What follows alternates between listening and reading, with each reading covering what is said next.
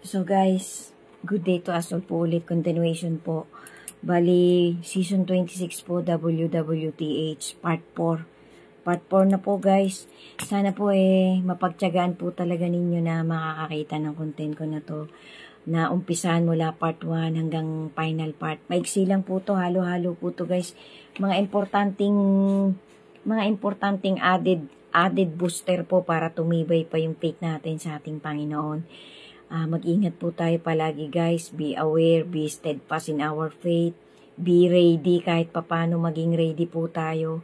Dagdagan po natin ang pagre-research natin ng lahat-lahat in regards sa paparating po na ultimate na pagbabalik ng ating Panginoong Hesus. Harinawa po, isamot dalangin ko, lahat po tayo magkita-kita dun sa eternal happiness, sa reward na ibibigay sa atin at sa salvation ng bawat isa sa atin. Amen. So, part 4 na nga po to, season 26 na guys. To God be the glory po talaga. So, added lang po guys, added. These are the biblical events na according and confirmed by the scientists dito sa ating last generation ng humanity. Bali, ito po way back pa, years ago pa, pero hindi po ganun katagal, years ago lang, more or less 10 years, 5 years, 7 years ago, napatunayan po ng mga scientists na pax po talaga yung mga nakasulat, yung mga nangyari sa love letter ng ating Creator. So talagang yan po ipanghawakan natin na totoo po ang Word of God. Amen. Dagdagan po natin ang faith natin araw-araw. At sana po lahat po talaga tayo ay mapasama sa unang pag-angat na gagawin ng ating Creator. Upang tayong lahat ay magkita-kita dun sa bagong heaven, dun po sa new earth and new heaven na inihanda ng ating Panginoon para sa lahat po ng mapipili niya, sa lahat ng chosen. Amen to that guys. So ito po yung una, the great flood. Nandun po to sa Genesis 6 hanggang 9. Tapos yung pong biblical plagues na nangyari sa Egypt na idinidinay po nung marami, nung ibang historian, na which is totoo po, marami pong nakitang relics, marami pong mga nakitang fossils, ang mga scientists.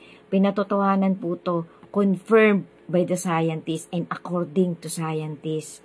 So, ang una-una nga po, yung Red River, tapos yung frogs, yung ginawa po ni Moses na parang pumula yung na nung una po, pinapamalian po ito ng ibang tumutuligsa sa Holy Scripture na ating Creator. So, totoo po yan, napatunayan po ng mga scientists. Yung una pong nangyari, yung Red River, tapos frogs, nagkaroon po ng iba-ibang mga salot sa Egypt, yung nagkaroon po ng mga kuto, yung mga tao doon, nagkaroon po ng mga langaw, tapos nagkaroon po ng pagkamatay ng lahat ng klaseng hayop, tapos nagkaroon po ng parang uminit, sumubrang init nung parang naaapuyan ng mga tao na parang nagtutuklapan na yung mga balat nila. Tapos nagkaroon po ng parang hailstorm, yung parang malalaking bitak ng yelo na parang, siyempre, hindi din po magandang epekto nun.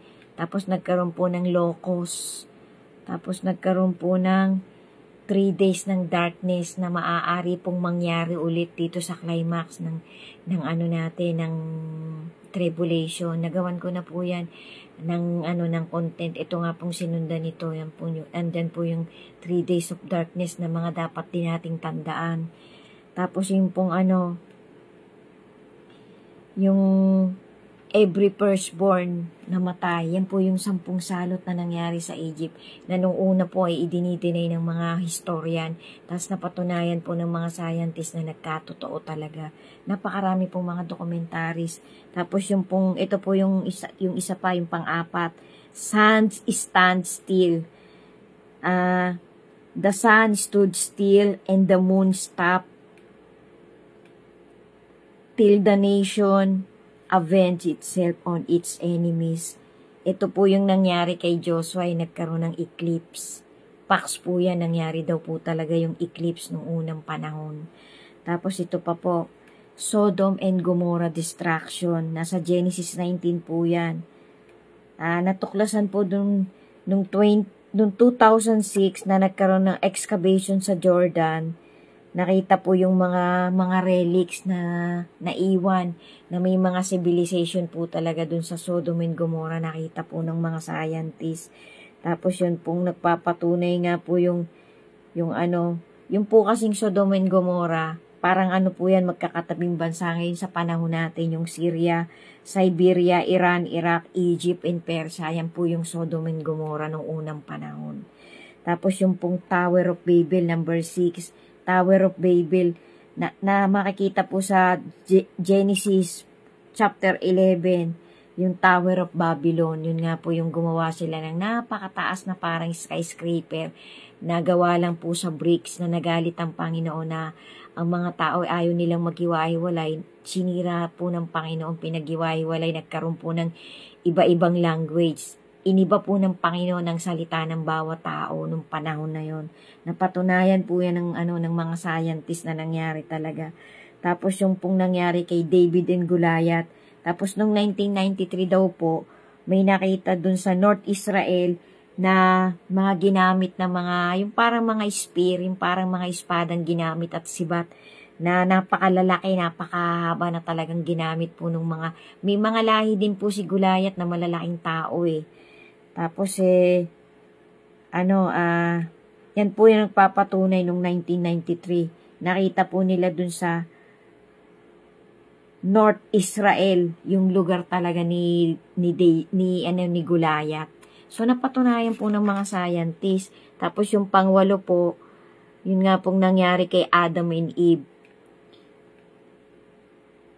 Yung natuklasan po noong 2013 hanggang 2020 na talaga pong may nakita din silang mga fossils, mga relics na talaga nagpapatunay na si Eva po talaga yung naging napatunayan din po sa mga pag-aaral ng mga scientists, na si Eva talaga ang naging, parang nanggaling talaga kay Eva ang lahat ng DNA ng lahat ng tao until now po. Yun po yung isang facts na napatunayan ng mga scientists. I-research niyo po guys, nandyan po yan, makikita niyo po yan sa internet. Tapos yun nga po, creation of the universe na nasa Genesis. Pasadahan niyo po itong ibang mga verses guys. Revelation 16 verse 4. Yan po yung nagpapatunay sa Jordan River. Tapos po Ezekiel 47 verse 18. Yung mga 10 propesiya. Tapos ito pa po. Zechariah 14 verse 8. Revelation 6 verse 9 to 10. Isaiah 33 verse 16. Revelation 21 verse 6 to 7.